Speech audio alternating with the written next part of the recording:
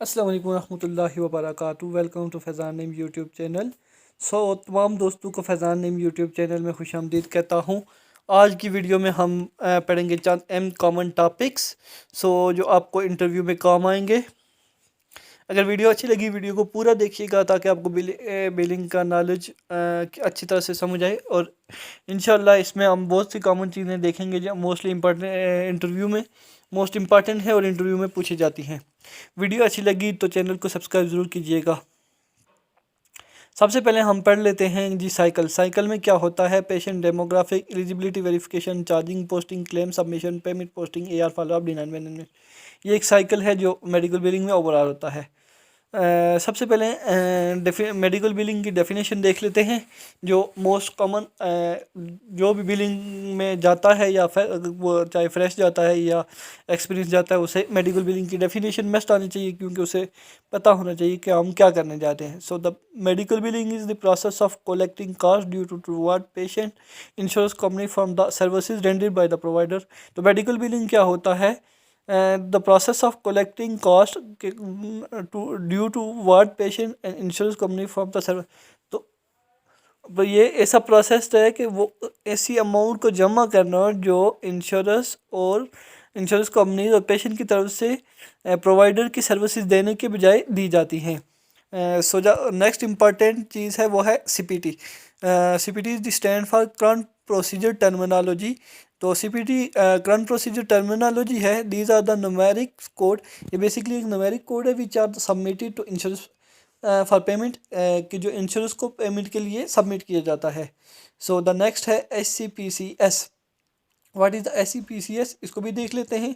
SCPCS the stand for health care common procedure coding system. This is the basically health care common procedure coding system है, and it's the developed by centre Medicare and Medicare service, के जो Medicare और Medicare service ने develop किया है। Establish in 1978। And इसको कहते हैं क्या है? Provider standardize coding system for describe the specific item service provide in the delivery and health care.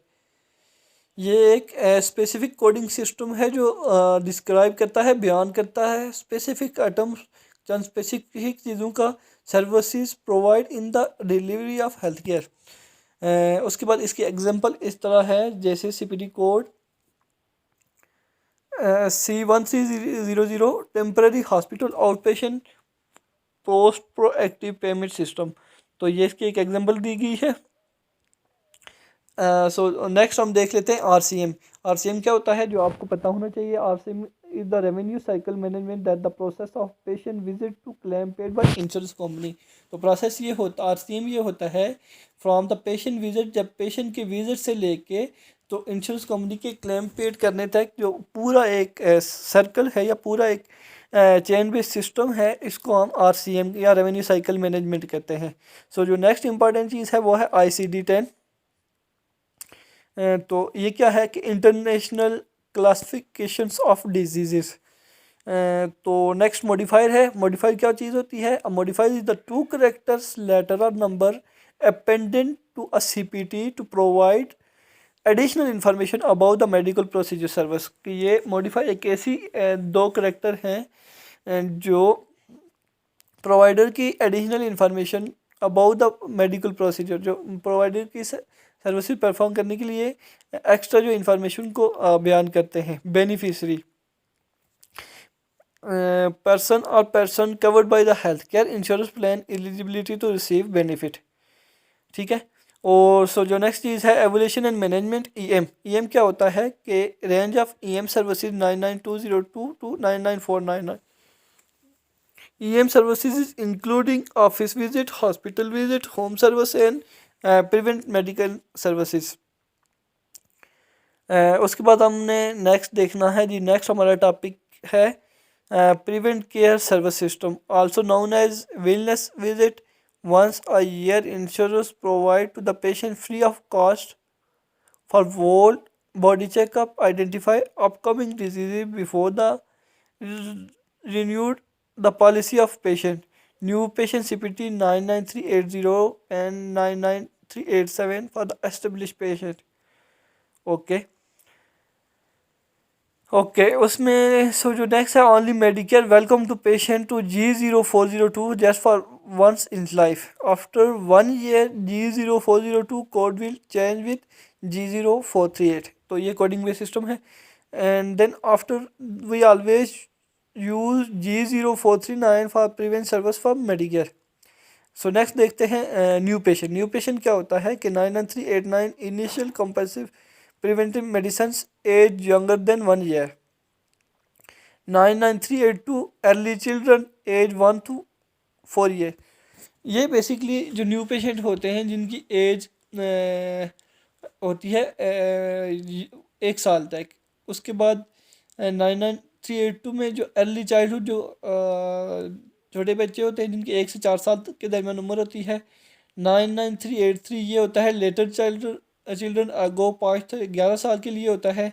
उसके बाद 99383 अल्कोडिंग्स एज जिसमें 12 से 17 ईयर की होती है। 99385 ये 18 से 29 ईयर्स के लिए होती है। उसके बाद फिर नेक्स्ट देखते हैं establish patient.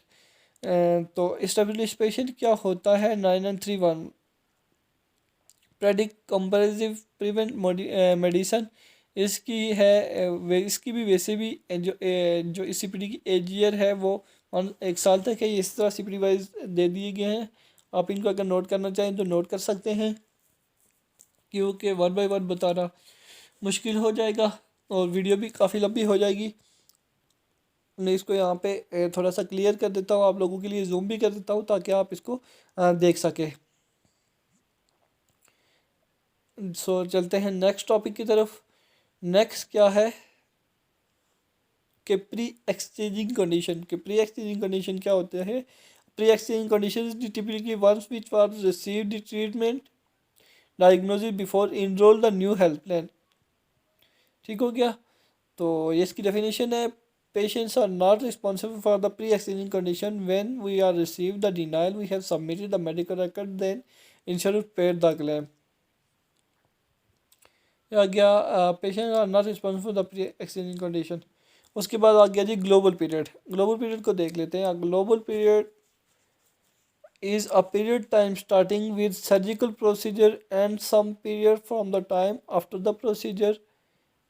Many surgical have a follow-up period during which charges amount are normal post-operative care about bundle in global surgery free।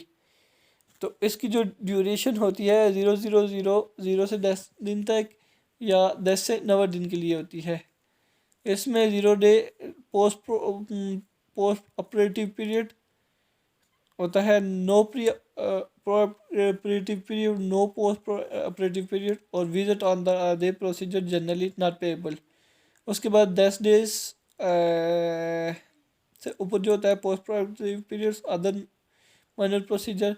90 days post operative period, 1 day pre operative including day of the procedure is generally not payable separately. So next हम LCD और NCD को देख लेते हैं। मैं data of कर लेता हूँ ताकि हमारी नेट से बच जाए। NCD और LCD क्या है? NCD बेसिकली जो होता है नेशनल कवरेज डिटर्मिनेशन और LCD होता है लोकल कवरेज डिटर्मिनेशन। दोनों को थोड़ा सा ब्रीफली देख लेते हैं। LCD and NCD are described by Medicare their administrative contracting provider coverage information and determination whatever service responsible and necessary certain service offered by the participating provider। LCD क्या होता है? When a contract officials intermediately make a ruling whatever services it can be reimbursement it is known as local coverage determination। NCD क्या होता है? When CMS make decision। LCD में क्या होता है? When a contract official intermediate कि जब उसको तो जब NCD होता है जो बेसिकली नेशनल लेवल पे होता है कि when CMS make decision responsible to direct request whatever services item make covered it known as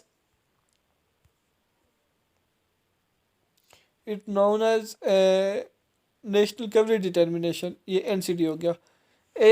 use किस लिए होता है? What are they use? Both NCD and LCD are administrative education tool assist provider submitting correct denial, reimbursement, establish policies specific on it atom service. They also define the specific diagnosis which is atom services covered. LCD में vary region to region, यही region to region होती है। उसके बाद हम देख लेते हैं बैलेंस बिलिंग। बैलेंस बिलिंग क्या होता है? Balance billing patient for more than patient responsibility area defined out of pocket for the member was 20%, provider charge and then member pays more than 20%, that is balance billing. Convenience of balance billing, इसमें unnecessary billing irritated the patient which evaluate leads to a complete from patient provider which mean that may be lost or trust from the patient and provider. उसमें MTBC provide may be held to label of fraud illegal patient billing. Next है clean claim rejection type. इनमें भी हम देख लेते हैं। सबसे पहले जो है क्लीन क्लेम क्या होता है कि medical billing turn from complete submission insurance company that necessary from the correct billing without the any omission mistake from the allowance it is processed from the pay properly. Type of rejection कितनी type की होती हैं? First level rejection, second level rejection और direct rejection. First level rejection क्या होती है कि first level rejection claims और those claim that are rejected by the clearing house, जो सीधा सीधा क्लियरिंग हाउस रिजेक्ट कर देता है। सेकेंड लेवल रिजेक्शन क्या होती है कि the claim are clear by house but rejected by insurance, clear by clearing house but rejecting by the insurance are called second level rejection. Second level कौन सी होती है कि जो क्लियरिंग हाउस तो इसको एक्सेप्ट कर दे और इंश्योरेंस रिजेक्ट कर दे। फिर डायरेक्ट इंश्योरेंस रिजेक्शन ये कौन सी होती है कि क्लेम और that are submitted electronically directly to insurance, जो directly insurance को जाए। if get rejection or group under direct insurance rejection like TRICARE, Medicare या गवर्नमेंट इंश्योरेंस, ये जो गवर्नमेंट इंश्योरेंस जो इस क्लेम को रिजेक्ट करे इसे डायरेक्ट लेवल रिजेक्शन कहते हैं इन शॉर्ट। उसके बाद चले जाते हैं बेसिक्स पे। Facility and professional services. Facility claim bill with group NPI, professional claim bill with individual NPI. Facility में क्या होता है कि फैसिलिटी बेसिकली ग्रुप के होता है, क्लेम बिल्ड बाय इसमें ग्रुप एनपीआई को जाता है और इंडिविजुअल उसमें। फैसिलिटी सर्विस और provide with facility hospital, ambulance, surgery centre, skilled nursing facility. Non facility professional services और provider including outpatient clinic, urgent care centre and home services. इसको थोड़ा सा बड़ा भी देख कर लेते हैं। अब एम्बुलेंस सर्जरी, एम्बुलेटरी सर्जरी कौन सी होती है इसको देख लेते हैं। Ambulance surgery are known as out patient surgery, day surgeries, case surgery and same day surgery. In is surgeries that does not require the overnight hospital stay. This term is outpatient fact surgery and may enter the leave as facilitating on the same days. उसके बाद balance billing देख लेते हैं।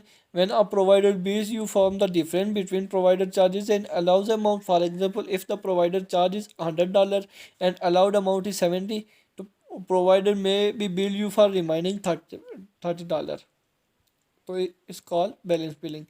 ये कुछ common चीज़ें थी जो मैंने आपको डिस्कस आप लोगों के साथ डिस्कस की। अगर वीडियो अच्छी लगी तो चैनल को ज़रूर सब्सक्राइब कीजिएगा और बेल आइकन को ज़रूर प्रेस कीजिएगा ताकि मज़ीद अच्छी वीडियो देख सकें। आज के लिए इतना ही था। इंशाल्लाह मिलेंगे नेक्स्ट वीडियो में। इंशाल्लाह कोशिश होगी कि बिलिंग के जितना भी डाटा इंफॉर्मेशन है, जितनी भी इंफॉर्मेशन है, सब आपको प्रोवाइड की जाए और इंशाल्लाह इससे आपको फ़ायदा होगा। अगर आप मेडिकल बिलिंग में फील्ड में आना चाहते हैं तो आप मुझसे पर्सनली भी कांटेक्ट कर सकते हैं। बिलिंग के रिलेटेड आपको जो भी इंफॉर्मेशन है वो मैं आपको इंशाल्लाह प्रॉपर गाइड दूंगा। मिलते हैं नेक्स्ट वीडियो में। चैनल को सब्सक्राइब ना करना ना भूलिएगा। अल्लाह हाफिज़।